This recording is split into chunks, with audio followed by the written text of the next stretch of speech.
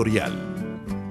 ¿Qué tal? Buenos días. Esta mañana vamos a tratar de explicar por qué es necesario o no es necesario una reforma al sistema de pensiones. Y lo vamos a tratar de hacer de una manera aterrizada, eso sí, tratando de abarcar todas las categorías que usted debe conocer. De eso hablamos hoy en República. Bueno, el tema de las pensiones es un tema sumamente complejo, vamos a tratar de aterrizarlo, vamos a estructurar la entrevista de tal manera que usted pueda entenderlo, como si fuera una clase universitaria. Vamos a hablar de por qué es necesaria una reforma, vamos a hacer una valoración política, pero en el sentido amplio de la palabra. Vamos a hablar de la historia, de por qué estamos ahora con el sistema que tenemos, vamos a hablar del diagnóstico actual, luego vamos a hablar de las categorías es quién lo administra, la rentabilidad, los parámetros y también vamos a hablar de la cobertura. Todo eso es sumamente importante y precisamente para hablar de este tema ya nos acompañan esta mañana el doctor Álvaro Trigueros, él es el director del Departamento de Estudios Económicos de FUSADES. También nos acompaña la licenciada María Elena Rivera, coordinadora de Estudios y Políticas Públicas de Fundaungo. Y bienvenidos esta mañana a República. Muy buenos días. Bueno, empecemos quizás con una valoración política, pero en el sentido amplio de la palabra. ¿Por qué es necesario que reformemos el sistema de pensiones, María Elena? Bueno, en primer lugar, hay que reconocer que el sistema enfrenta numerosos retos, por lo que desde Fundaungo ha trabajado este tema desde hace bastantes años y desde que hizo su diagnóstico en el 2011 ha recomendado precisamente llevar a cabo una reforma integral que atienda los diferentes retos. Ya se mencionaban al inicio del programa como la baja cobertura. Sabemos que solo 1 de cada 4 trabajadores de la población económicamente activa están siendo cubiertos actualmente por el sistema.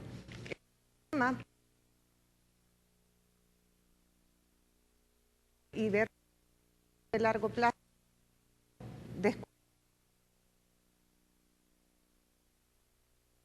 financiera y que está íntimamente relacionado también con la parte fiscal.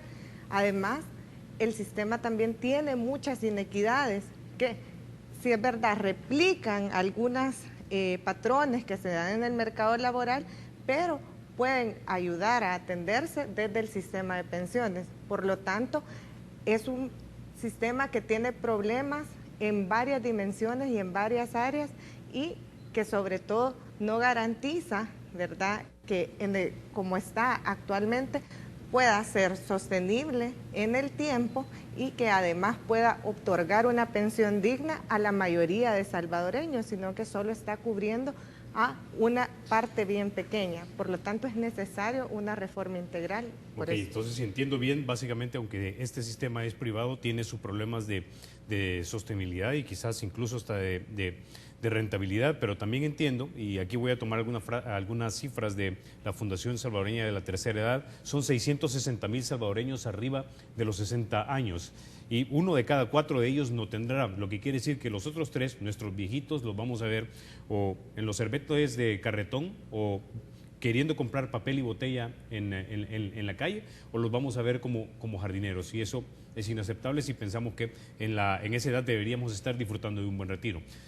Entonces, le doy la palabra entonces a usted, doctor Trigueros, para que nos explique a su juicio por qué es necesario, en el sentido amplio de la palabra, político amplio de la palabra, la reforma necesaria. Sí, bueno, prácticamente casi todo lo que mencionó María Elena, pues estamos de acuerdo, no tenemos el sistema perfecto y lo podemos mejorar.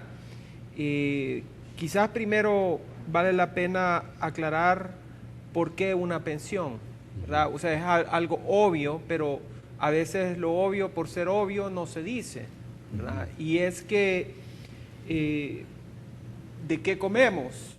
¿Verdad? O sea, ¿cómo vivimos? ¿Cómo tenemos techo? Tenemos que trabajar. O sea, y los que pues tienen la dicha de tener un empleo, con eso pues se dan el sustento para su familia. Pero llega un punto en el que pues con la edad uno ya no puede trabajar. Entonces ya no puede ganar dinero y entonces ¿de qué va a comer? Entonces surge la idea de la pensión, ¿verdad? Que se puede financiar de diversas formas. Una forma que es el sistema de ahorro para pensiones, como el que tenemos ahorita de capitalización individual, que es igual a una cuenta de ahorro. O sea, cada mes usted va depositando en el banco, en este caso pues al banco se le llama AFP, y ese dinero no lo podemos tocar, obviamente, porque el objetivo de ese dinero es que se use cuando uno ya no pueda trabajar. Entonces, una manera es esa, de ir ahorrando. Ese ahorro puede ser invertido, así como los bancos pues invierten el dinero de los depositantes, hacen préstamos a empresas, a consumidores, para vivienda, y eso genera intereses. Entonces el ahorro, en la medida que uno tiene trabajo y cotiza, el ahorro va creciendo, y cuando se jubila, entonces de ese ahorro se va retirando para tener una pensión mensual y poder entonces tener con qué comer. Okay. Esa es la razón, o una de las formas en que se resuelve esa necesidad. O sea, lo que tenemos que plantear es que existe una necesidad social, ¿sí? Y hay varias maneras de satisfacerla. Otra manera es que lo maneja el Estado completamente, y entonces ya no se ahorra mucho, porque lo que pagan los trabajadores que participan en el sistema, que tienen la dicha de estar en un sector formal, ese dinero entra a un administrador público, y en vez de ahorrarse, ese mismo dinero se va para pagar las pensiones de los que ya se ganaron el derecho a tener la pensión. Entonces el dinero entra y sale. Ahora, a veces crece una reserva, o sea, como un ahorro, si lo que sale es menos que lo que entra. Entonces eso se va creando una reserva técnica, y es manejada por una institución pública. A eso se le llama sistema de reparto, y tiene limitaciones similares al sistema de ahorro para pensiones, porque para empezar solo participan los que gozan de un empleo formal. Okay. El resto de la población no. Entonces hay un problema de informalidad, pero eso requiere de otras políticas. O sea, eso no lo puede resolver un sistema de pensiones. Listo. Bueno, ya que introdujo usted el tema del sistema público de reparto, vámonos entonces ahora a la historia que nos hará comprender por qué tenemos ahora un sistema de capitalización individual que se asemeja a una cuenta de ahorro. María Elena, en 1969, si mal no recuerdo, es cuando inicia este sistema, el sistema de público de reparto, y se crea la institución del Instituto Salvadoreño del Seguro Social. Ahora, tengo entendido que en ese entonces se hicieron, digamos, algunos cálculos con la realidad que se tenía. Por ejemplo, cada mujer, si mal no recuerdo, tenía el promedio 4, ¿verdad? Eso es una cosa, digamos. Entonces, mientras tengamos 4 hijos por mujer, podemos decir que van a haber una buena cantidad de personas jóvenes que estén trabajando, contribuyendo a ese sistema, y por lo tanto es factible de viejitos a los que nosotros les vamos a estar pasando el dinero. Ahora bien, eso es una parte. Lo siguiente que hay que establecer es que en este sistema del Seguro Social se contribuía con $3.50, digámoslo así, por cada $100, 3,5%. Pero la tasa de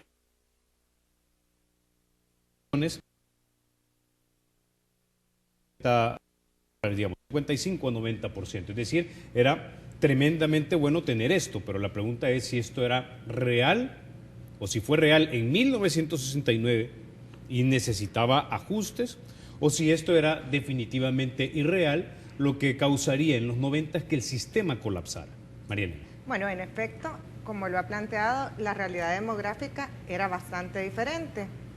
Había una gran cantidad de menores, ¿verdad?, que pronto se iban a sumar al mercado laboral y iban a contribuir al pago de estas cotizaciones para pagar a una minoría de jubilados o pensionados. Pero conforme ha ido aumentando el tiempo, estamos en una transición demográfica y cada vez la población va envejeciendo más. Y esta cantidad de jubilados o pensionados va creciendo durante el tiempo. De hecho, se estima que para 2050 se va a ver duplicado la cantidad de personas adultas mayores que existen en relación, ¿verdad?, a la pirámide poblacional, a la población del país. Por lo tanto, va a ser mucho más difícil, ¿verdad?, sostener a una mayor cantidad de adultos mayores con una población en edad de trabajar que probablemente va a ir disminuyendo a lo largo del tiempo. Entonces, eso se planteó ante una realidad demográfica, pero también el diseño del sistema de reparto contemplaba una prima escalonada. ¿Qué quiero decir con esto? Que ese 3% que usted pagaba en un inicio se iba a ir ajustando y aumentando durante el tiempo, ¿verdad? Esto se iba a ir ajustando y aumentando durante el tiempo para precisamente permitir balancear, ¿verdad?, los ingresos del sistema y los ingresos que estaba atendiendo por las pensiones. Pero estos ajustes nunca se dieron, es decir, no se llevaron a cabo, a pesar de que fue diseñado, ¿verdad?, con esa mentalidad de ir ajustando este 3% e irlo aumentando durante el transcurso del tiempo. Esos ajustes nunca se dieron. Hay en otros países que operan, ¿verdad?, sistemas de reparto, por ejemplo, en Uruguay, ¿verdad?, bueno, es mixto, pero tiene un pilar de reparto donde se ha ido ajustando, ¿verdad?, la cotización, y también se ajusta la parte con la que los recursos fiscales contribuyen a este sistema de pensiones. Okay. Por lo Ahora, tanto, María Elena, necesitaba una pregunta, revisión. ya para los 90 la tasa de fertilidad en El Salvador había bajado de 4 y fracción a aproximadamente 2 y fracción, es decir, teníamos 2 hijos por mujer. Sumémosle que no se alteraron los parámetros, que es 3,5%. Si en ese entonces el gobierno de la República o los políticos hubieran impulsado una reforma a los parámetros, es decir, la tasa de contribución, la tasa que tienes que, la cantidad de años que contribuyes y la edad de retiro, hubiese sido posible con esos 2 hijos nada más que iban a entrar a trabajar y sostener a los viejitos, mantener un sistema público de reparto. Bueno, dentro de las propuestas que Fundahungo trabajó en ese entonces, ¿verdad?, estoy hablando en 1994, 93, que estaba todavía la discusión, se proponía una reforma estructural, pero no una reforma estructural de carácter sustitutivo como se tuvo, es decir, no pasar de una forma brusca de un sistema de reparto a un sistema de capitalización individual.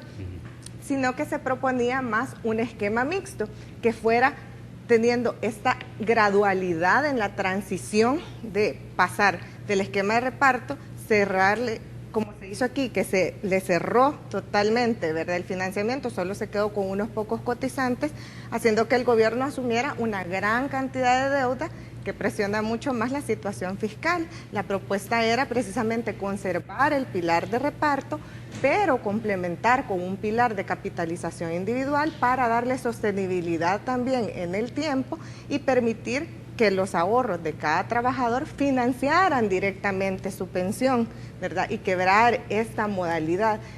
Ese, a juicio, ¿verdad?, de ese momento, probablemente solo las modificaciones de parámetros hubieran tenido que ser demasiado drásticas, ¿verdad?, aumentar de un solo la cotización, y era mejor una opción de reforma estructural que contemplara una transición más gradual, pero ir equiparando precisamente los ingresos que tenía el sistema con los egresos u obligaciones que iba a tener en el futuro. Es decir, si entiendo, y tengo que ir a la pausa y después comienzo con usted, doctor Trigueros, pero básicamente por realidades demográficas el sistema público de reparto entonces estaba, por decirlo así, condenado.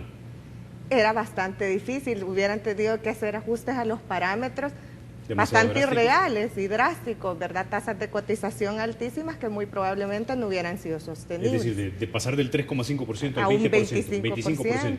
Es decir, de $3 por cada $100 que yo gano, iba a pasar a contribuir a $25 por cada 100. Bueno, en el tiempo, En ¿verdad? el tiempo. En el Ok. tiempo. Bueno, listo. Vamos a la pausa. Cuando regresemos, quiero escuchar también sus ideas sobre este tema, doctor Trigueros, en cuanto al sistema público de reparto y lo que nos llevó al sistema que tenemos actualmente. Ya volvemos.